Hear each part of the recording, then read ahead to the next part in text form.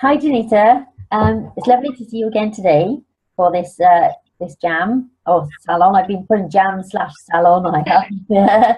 American British version. Yeah, about balance in lifestyle and business. So today we're going to talk about a couple of things. We're going to talk about how to create your unique reputation, simple rules to stick to so that you don't burn out, and creating support systems to leverage your time. So if we start with the first one, which is how to create your unique reputation, do you want to talk a little bit about that?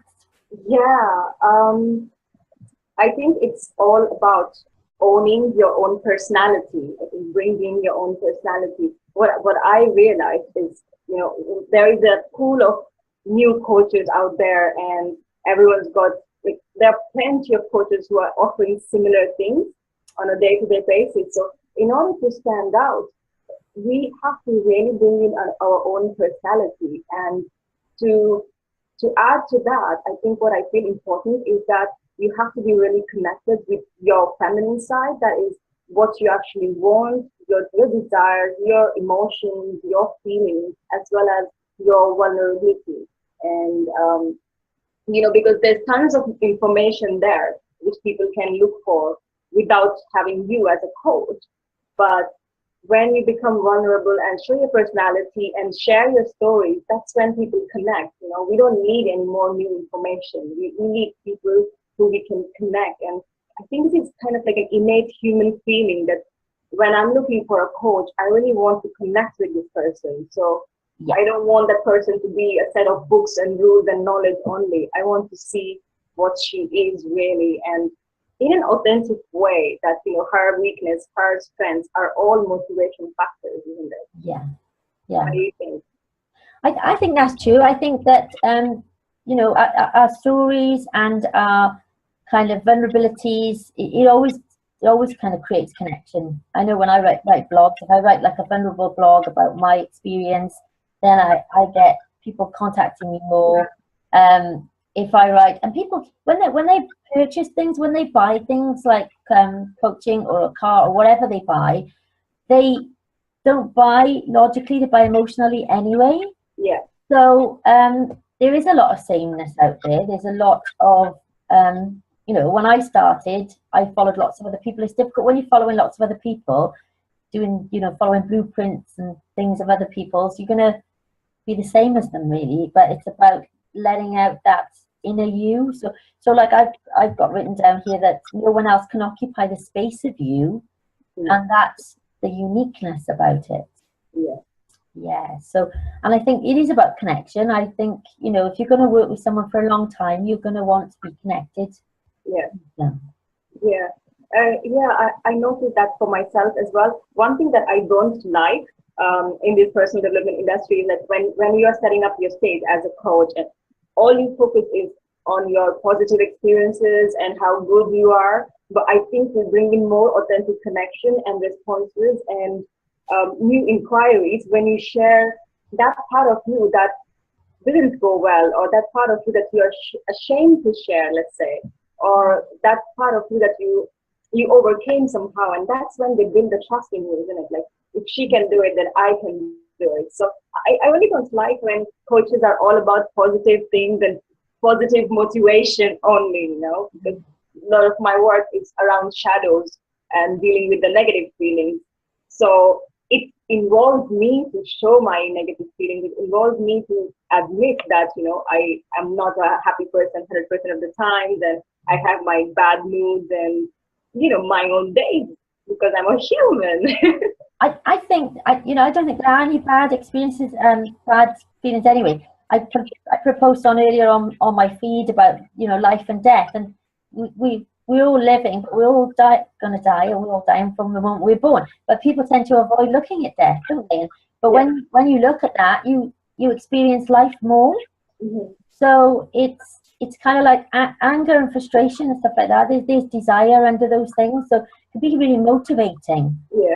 Those things can. So I think it's all human experience, and you do see a lot of positive stuff. I think as coaches, I know I tend to focus on the positive a lot of the time, because I focus on what I can create and stuff like that as well. And if you get something negative come up, or to say negative is a judgment, but if you get something happen, you tend to brush it off because there's no point in focusing on the kind of the struggle or the challenge, because in my experience you get more struggle and challenge then. But I think when we talk about how we deal with our struggles and challenges, that's really, really useful. But I think as well, people are attracted to energy. So like sometimes people say to me, your posts really have a lot of energy. And I put a post on recently where I said, what do people think of me, or something like that. And what's the one thing that people appreciate most, or something. I can't remember exactly what it said. But people said things like your positivity, your energy, and stuff, So I think that probably adds to it, but I think it is the vulnerable stuff that actually helps people to find that connection with you. Yeah. Even positivity, you look on your feed and there's lots and lots of being positive. So being positive is not a way to stand out, really, is it? No. And some people use swearing to stand out as well. Yeah, I've noticed the trick. Yeah. But it has to be authentic, as well. So I think if you be you, I try and think. I was thinking earlier about just expanding and my own mind, and I think sharing some of that would help, because then that's what I'm like. And not everybody is doing that constantly, and I do that all the time. So I was reading something and I was like, but is this true? Do we have to be, is this not a system and we're not above the system? And so I was looking into all of it. Yeah, I think it's about learning to deal with our emotions and feelings, and showing people how to make best of whatever feelings are unwanted for us, isn't it? And that's how you actually motivate people, because I think the reason we started doing this coaching business, because there was a point probably in your life and also in my life and every single one who gets started that triggered you, and it came from a negative situation, and how you created the good out of that is what is your uniqueness, isn't it? Yeah, and the negative situations, it again, it depends how you perceive it. You perceive it as positive. Usually in the beginning, we perceive it as negative. Yeah, we don't see the bigger picture. Because we see the gift in it or whatever.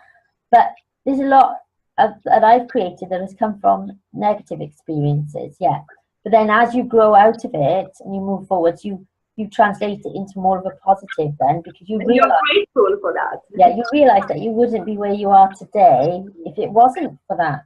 So they can be a catalyst as well, I think.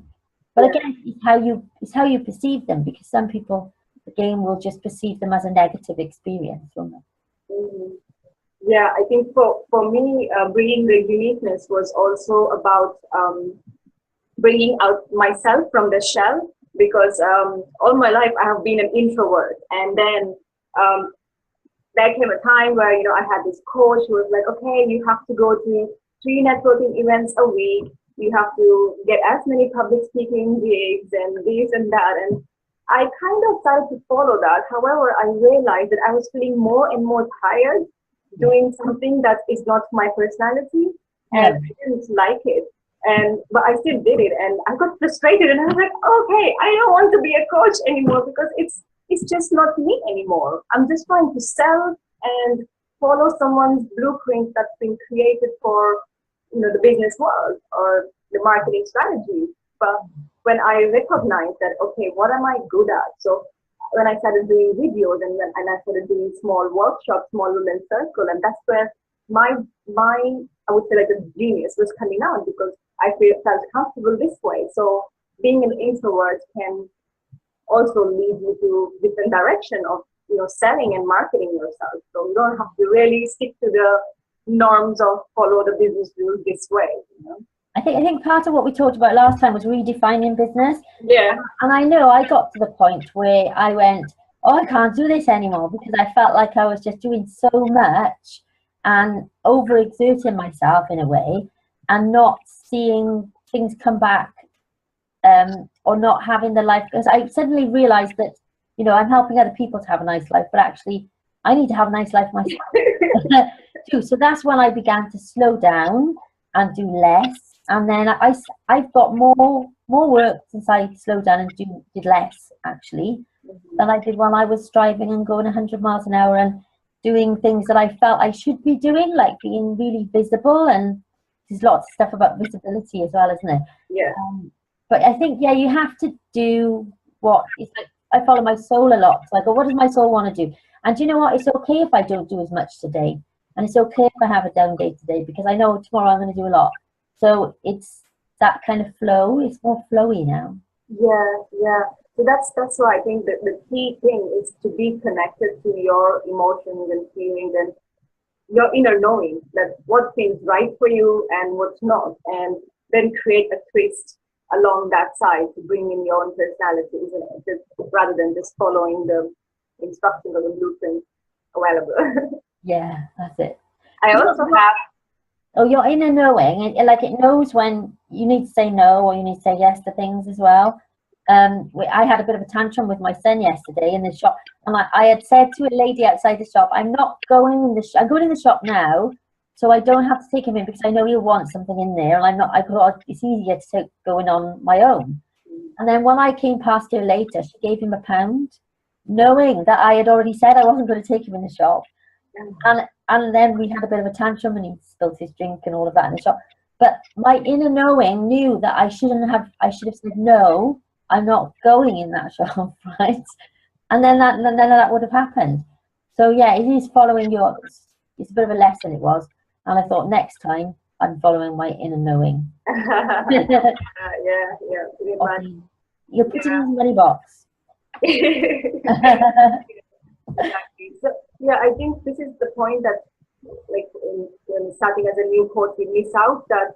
Yeah, we are setting up business, but what most important is to find out yourself, like find out who you really are. So you're so clear on how you want to go about creating the business, because we can really get confused, when you start. Yeah. I think when you start, I don't think you're focused on what you want out of your business. I think it's more about helping other people. Yeah. And I think it would be good for any new coaches watching this to sit down and ask themselves, what do I want? What kind of life or business do I want to create? Because it took me a while to do that, to shift my focus to what I wanted. Because I had an idea that I wanted a business, but it was more focused on helping other people, and it wasn't really focused on what I wanted. Yeah. I have something that's called your uniqueness audit, which is a PDF form which I give out to my clients. So if anyone who is watching would like to contact me, and I can send the form, and it's quite simple. You just list out your different. It's made this way that you list out your different personalities, so then we know that how you can create your own unique personality and add it to your business. Yeah, that's a useful thing. Yeah.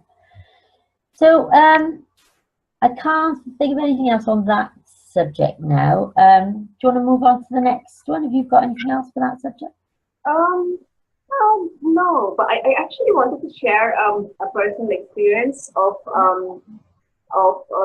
being a new coach. I think it's really important to also hire support, like hire the right coach for yourself who you feel aligned and who can, who can take you in this journey. I think it's too hard to see everything by yourself, isn't it? I've actually got that written down. Because what I've got written down is it was under the support system bit, really, about surround yourself with positive people and get a coach or mentor that can keep you on track and rein you in. Because when I started coaching, it's easy to kind of go off on one, isn't it, and like do lots of stuff. So they would keep you on track and and help you with a lot of this stuff. I know I did when I was about 6 months in. I hired myself a coach, and then later on I had myself another coach, and also like going to events and stuff like that. I made sure I went to a few different events with coaches, so you get that intensive stuff then. So the next one we've got are simple rules to stick to so that you don't burn out. Okay. Yeah. I think when you haven't got that clarity and you don't know who you are and your focus is on everybody else, there is a real danger of burnout. And when I got to that point where I said, enough, I'm not doing this anymore, that was like me going towards burnout. Yeah. What I usually invite my clients to do is to, think of your business as create rituals around your business. And I think this is really something that can ground us as women and get us centered. So some of the things that we can do really is even burning a candle. When you start your work hour, let's say you have 2 hours of work to do today, set your intention for that 2 hours, like what you want out of these 2 hours, rather than just like, okay, I don't have time, let's start. Set your intention. And I think what is more important is to say your intention aloud to yourself. Not just think it in your mind, but to say it to yourself. Your subconscious mind wants to hear it from you. And I think it's very powerful. And doing some ritualistic things, like I like to burn candles when I start to work. And just have it nearby. This makes me feel like centered and grounded and calm and at peace. It's important to get into a good space before you do anything, isn't it? And to get into a pleasant space before you do anything. So like when I started in coaching, I would just go straight into it and I would start work. But like now, what I do, I get up in the morning and I don't start my work straight away. I have 5 or 10 minutes to myself where I can kind of intention really is creating intention. And what I've done today as well is I had about half an hour where I wrote down, I thought I need to do I wanted to create some new assumptions. So because beliefs, when you change beliefs, it sounds hard to change beliefs. And people think they're ingrained and all that. But I had a recent thing go on where I thought it's easy to put on a new assumption. So I started to write down all the things that didn't serve me, and I've done this before. And then I wrote another column of new assumptions I would like to believe. And then what I did, I took the ones that didn't serve me and I ripped them up, crumpled them up, threw them in the bin and released them. And then repeated the ones that I wanted to create. And then actually I had some music on and I held my hand on my heart and I just felt that for a bit and really visualized. Yeah. So I think there's all sorts of things that you can do. Yeah. I also like to use essential oil. So like sometimes, like the feminine way is about finding this your own source of power through other external sources around you as well. Yeah. So, I sometimes like this when I want to go into the creative mode. I like to sniff or anoint myself with a little bit of frankincense oil. It kind of like it activates your creativity and your third eye chakra. So I was like, okay, so this puts me right into creative mode and feel the power. And there is power in each of us to create what we want. And you just have to tune into that especially on a busy day. You're doing 100 things. And how do you center yourself before you start your business and start to work the business? So these are like a couple of things that you can do ritualistic to ground yourself and tune into your own power of creation. I think wherever people do, I think we've all got there's lots of different things, isn't it? But whatever they do, it's really important to do that before you start to do anything. Yeah. Because even like writing a letter, take 5 minutes, 10 minutes to get into that space before you write a letter, before you post a video, before you do anything. I think people are going really fast a lot of the time. I know when I was a new coach, I was going really fast. Yeah. Very action orientated. Yeah. I was soaking up all the information I could get. More and more. Oh, speed is the way. Yeah. But then after a while you realise, oh, it's Teresa. Hi, Teresa. I think she's joining me. Hi, Teresa. Yeah, after a while, you realise that slow is the way to go. and it is for the long run. Yeah, it's a bit of a like fast slow, but then you get kind of this middle ground where you could get that kind of flow going, I think. I just check if Teresa. Are you checking in with Teresa? I'm just checking if she's on, because I can see Teresa, but I can't hear her. And she's got no camera. So I can't see. Hi, Teresa. Oh, there's a chat box at the bottom. I'll write it in to see if Teresa's.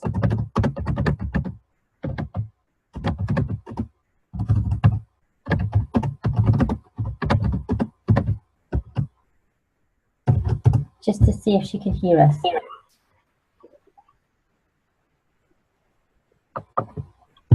What were you saying? Yep. I can hear you now. Yeah. Oh, there she is. got my I have my plaster. Just had my plaster cast off. So got my foot in this great big enormous boot thing. Oh no. How are you? We're okay. Yeah, we'll carry on because what we're doing is we've got 3 different areas to go over. Right. And then we'll come back to you for questions at the end. Is that okay? Okay. Yep. Cool. There we go.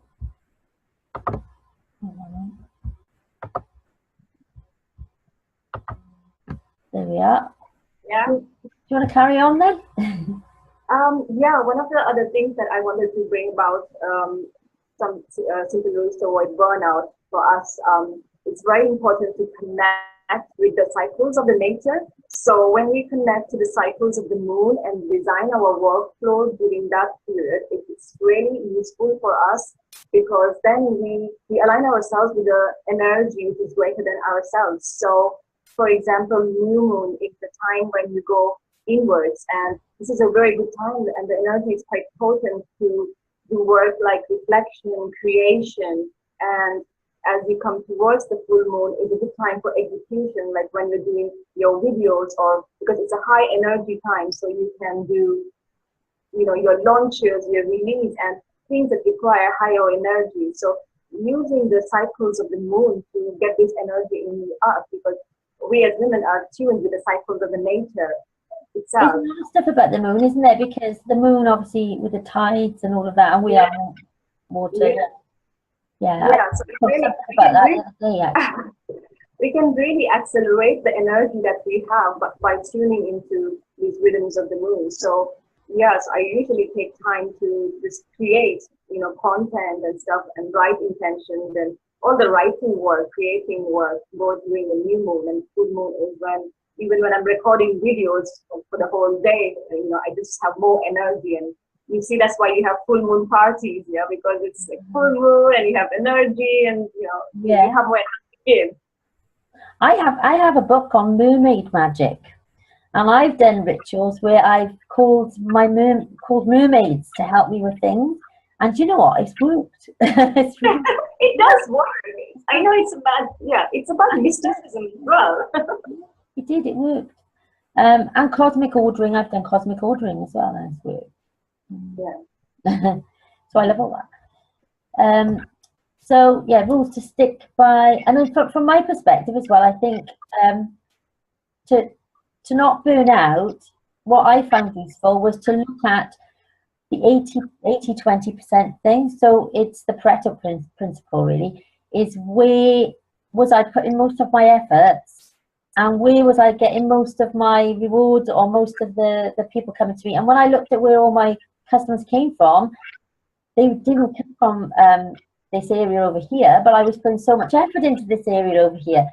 So, and gaining clarity on who my clients were as well was a really useful thing, because all of that created more ease. And little things like you said, you've got that, what did you say, it was not an assessment, I can't remember what you said. You have a uniqueness thing. Oh, yeah, uniqueness audit. That's an audit, that's the word I was looking for. But I have a mindset assessment that's out there, and I have that linked up to a scheduler. So I could go walk the dog, and somebody will click on that and book an appointment, and I'll just get an email saying they've booked an appointment. So that's just something I've discovered recently. It's a really simple system for saving me time, because then I don't have to have those conversations that, can you do this date, can you do that date, and all of that. They just book into my calendar. So that's a really simple system too. But I think keeping it simple is good, because I spoke to my mentor the other day and I told them all the things that I was doing, and they said, I love your energy and your enthusiasm and all of that. They were like, we're going to strip it right back now, and we're going to keep it simple, and we're only going to focus on this thing. Yeah. But I mean, in terms of credibility as well, I mean, what they said was that, you know, I've written a book and I've done all these things, but they said what you've done is you've created credibility. So, right, reputation, credibility. And I noticed that someone I know is in India at the moment at a conference, and I think, and this time last year I was in Leeds doing a coaching event, and the picture of that is on our Facebook, and there's everybody sharing it today. And I think being in the right places with the right people creates credibility. Even us collaborating like this creates credibility, and you get to showcase what you do, don't you? Yeah. Just a little bit going back to reputation. Yeah, I think instead of trying to compete with each other, when we begin to collaborate, we kind of leverage ourselves more. Yeah, and that's something I realized with the women group. Yeah, I noticed. Network where we met. Yeah. Is the power of collaboration, because I thought everybody's out there doing it on their own, and actually when you do things together, you collaborate, you create more. So we've done this series of 3 events. Myself and Selena did some videos. Myself and Esther are talking about a training event. So it just makes it takes a little bit longer, because there's 2 of you doing it, I think, you know, than if you were doing it on your own, because you've just come to decisions quicker, but where you have to kind of bounce ideas off each other and come to some clarity. But actually, when you create it, it's wonderful, and it's much more than you could have created on your own, I think. So yeah, collaboration is power in that. So if you're, you know, a new coach and you're doing it on your own, you don't have to do it on your own. You can collaborate with other people. It can raise your profile. It can build your reputation. You know, all of those things. So have we got anything else for that one about systems, support systems? MailChimp is another one. I started using a CRM, which is customer relationship management system, where I put all my contacts, and I've just started with my email list and sending out stuff to my email list. So I sent an email out for a training event to organizations the other day, and I got an inquiry straight away. And that's the first email I've sent out to those organizations. So I'm starting to realize, because that's something I haven't worked on as much, I'm starting to realize the importance of an email list.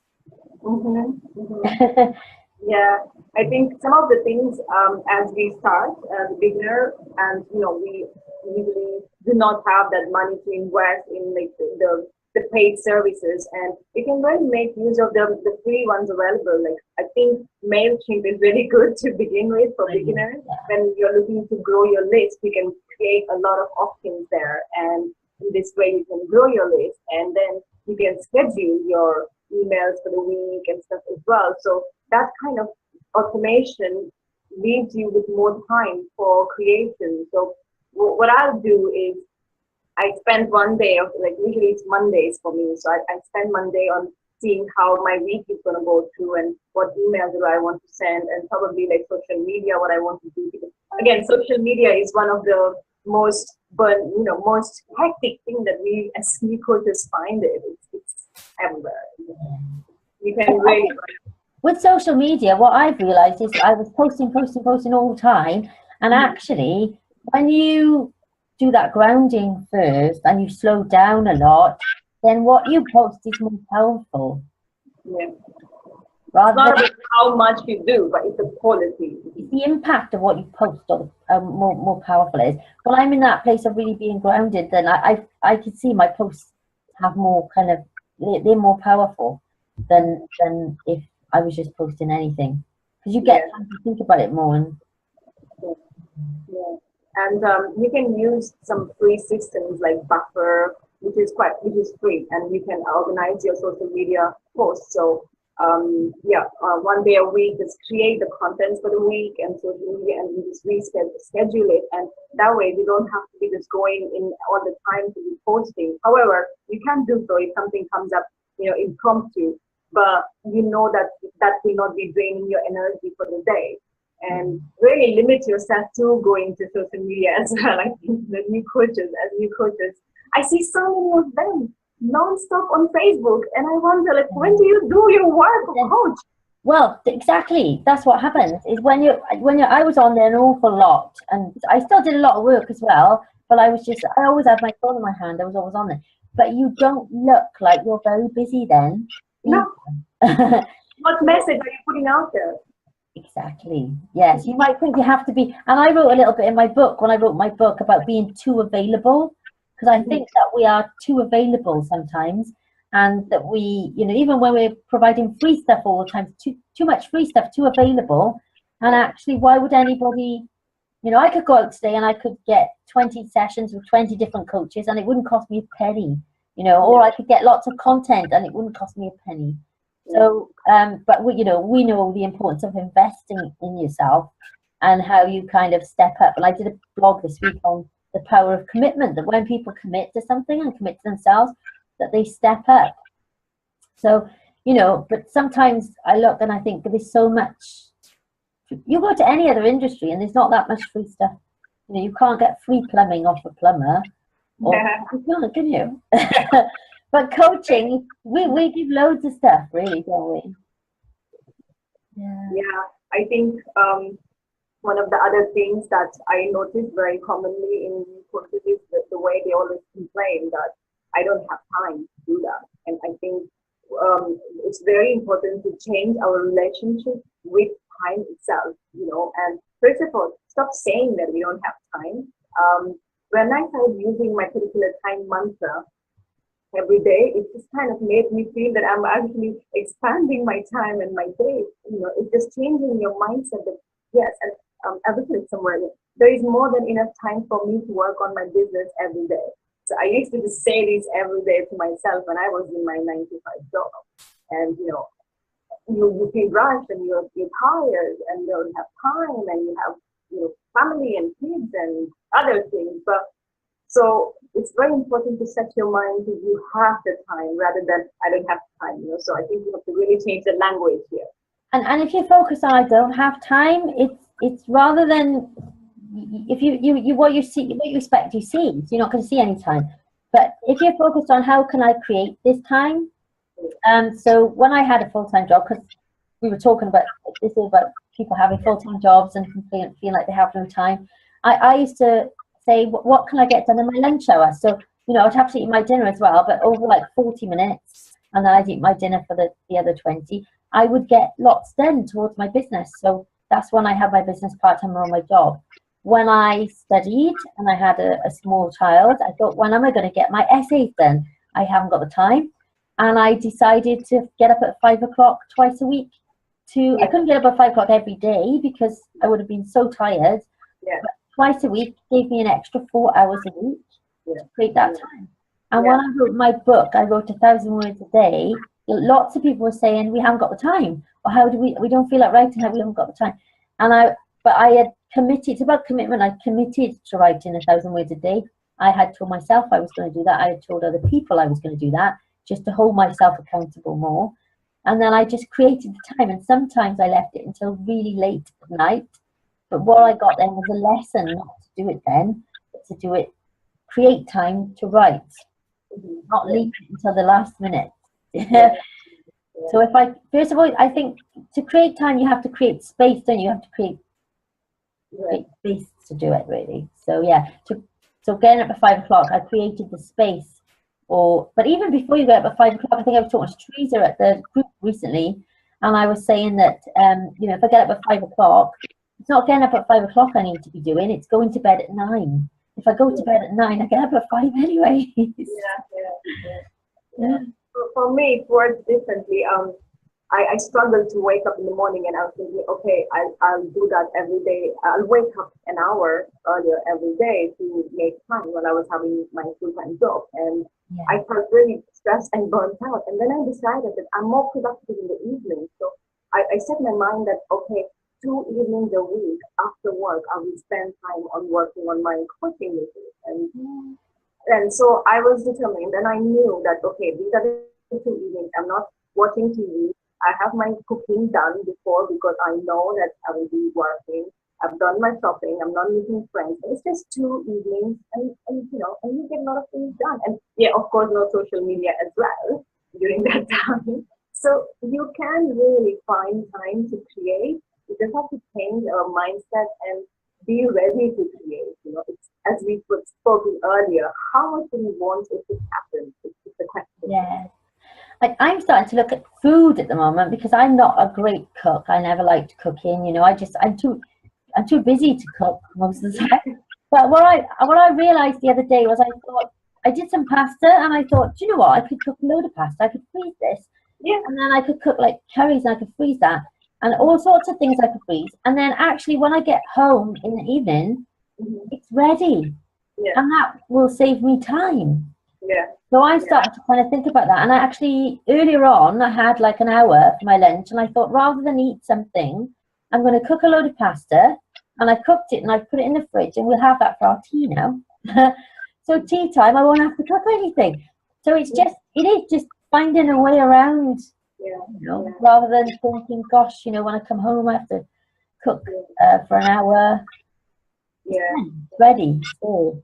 Exactly. When me and my husband were working in the full-time job and then working on our own businesses, so we kind of decided that, okay, we spend Sundays, we just go and shop a lot, and then we spend Sundays, putting on a nice song in the kitchen and cooking 2-3 dishes, and then freezing it for the 2 days along the week because we know that we are going to be busy.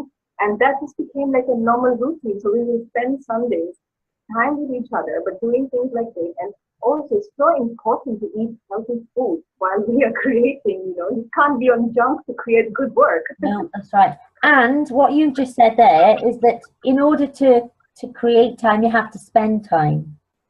So this is the slow down to speed up thing as well, isn't it? So it's like to be to do things well, you have to be grounded first. You have to spend time to create more impact, and you have to spend time on a Sunday cooking that food to save time because it takes less time than during the week. So maybe that's the bit as well. When people say I have no time, it's really looking at it that, well, how can you use your time? What are you willing to do to create time? Because you have to spend time to create time. You might have to sit down and write things down and have it on a piece of paper and see exactly what you want to realize you can create time, or to go off and do that. But we have to slow down to speed up, or we have to, spend time to create time. It's that speculate to accumulate thing, isn't it, really? Yeah. How are we doing on time, by the way? Talking of time. 4:30. Oh, so yeah, we've had 45 minutes. Have we covered everything now? So the support systems was the last one, wasn't it? I wanted to also add one more thing in creating support systems is, as you said, that hiring the right person when you know that they will leverage the business, because as coaches we are good in what we are creating, but we don't have to do our logos and graphic designs and things if we really don't know. And going to websites like Fiverr.com, for example, it is quite cheap and you can find people, and it's about how much you value your time and energy as compared to, it may cost you £10 probably to get a logo done or a graphic done or something set up. And, you may end up spending 3 hours scratching your head and then, tired in the end. You might have just delegated that to someone else. And I think Fiverr is a very resourceful website for new coaches to start with. I haven't really looked at Fiverr, but I've just discovered Canva, and Canva's really good. Because you can quickly make graphics, and then it costs you like $1 or whatever for that thing. So I use that for the cover of my book, because I've heard about it lots of people, but never had a look at it. But I'm going to have a look at Fiverr as well, because I think that's useful. I use them in the beginning. I use them to make the sales page for my webinars and for the telesummit, and it costed me £20, I think, but I really didn't have the time and energy to figure out myself. And it's worth it though, isn't it? If it saves you all that. Yeah, and I used them in the beginning also to do the SEO for my website. Again, it costed me around £40. However, when you go to a website developer, it's going to cost you 400, £500 minimum. So some of the things we can really outsource, and outsourcing can really leverage our time. The other thing you can do, and which is what I did a bit of this at the beginning when I started as a coach, was I swapped my services. So I had someone who wanted some coaching and they wanted to create a website for me in return for coaching. I had someone who wanted some coaching and they do my SEO now at kind of a low rate. I had someone who wanted some coaching and they clean my house. Yeah, they used to come clean my house in return for a coaching session. So I think in the early days, you know, when you can't afford to pay for those things, but you need that extra support to work on the stuff that you need to work on, there's nothing at all wrong in swapping services. And it's really good, actually. Yeah. That's it. If you know someone that does something that you need and they want some coaching, then do it. Yeah, and really exchange services. Yeah, that's a really good way. Yeah. Creates ease again, doesn't it? Teresa on for a second now and just see if she's got any questions. Right. Sorry, Teresa. Where are we? Unmute. Hi, Teresa. Hi. Sorry, we were recording that. So what we said, we're still recording, but what we said is we'll just run through it and then we'll ask questions at the end. So have you got any questions about what we talked about?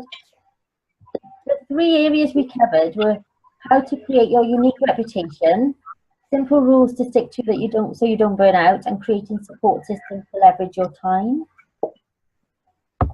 No questions at the moment. Thanks. No questions about anything else, or? But I missed part of it, so I might listen. Yeah, when I get to listen to the part that I missed, I might have questions then when I see you again. That's okay. It's recording anyway, so when you get the recording, if you've got any questions, you can just send them to us. Okay. Okay. And we can address them in the next episode. Yeah, we can add them in the next one then. That's what we've been doing. Okay. Yeah. So should we finish it there then? And then obviously we're going to do this again next Tuesday. That's the final jam. Video jam salon, isn't it? Yeah. So it's been fun. It's been fun doing these. Yeah. So that's the next one. So we'll send out details of what that one's about and what we'll cover. And obviously, if anybody does watch the recording and they want to ask some questions, then they can send it to us. And you've got your audit that if people want to get in touch with you to have that, they can get that from you. And obviously I've got my mindset assessment, so if anybody would like to have a go at that, then we can contribute to that as well. Yeah, and I think the next episode, the last one, is going to be the most interesting one, as we're going to be talking about how to stay inspired. Stay inspired, yeah. It's so important. So yeah. Okay, yeah. So I look forward to this. So that's 3:30 and next Thursday. Okay. And I hope I'll see you here Thursday morning as well next week. That's right. I'm going to go to Teresa's group next Thursday as well. Yeah. Okay. Yeah. Okay, I'm going to stop the recording now then. Okay, thanks for today. Thank you, Teresa, for showing up. Bye. Thanks. Bye. See you next week. Bye.